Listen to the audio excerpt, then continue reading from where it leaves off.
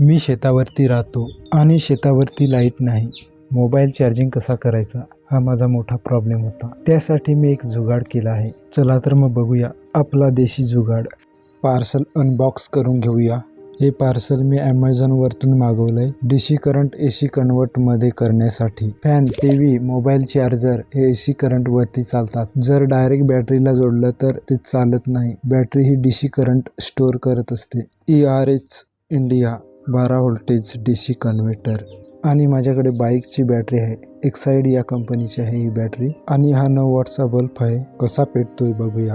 तुम्ही बघू शकता बल्ब फुल पेटतो. आणि हा 80 वॉटचा चार्जर आहे. Vivo flash charge. 80 वॉटनी मोबाईल चार्ज करतो हा. माझ्याकडे 125 वॉटचा सोलर पॅनेल आहे. छोटी मोटर चालवण्यासाठी मी विकत घेतला होता आणि त्याचा वापर मी आता पुरेपूर करायला लावलाय. मला हा सोलर 4000 रुपयाला पडला.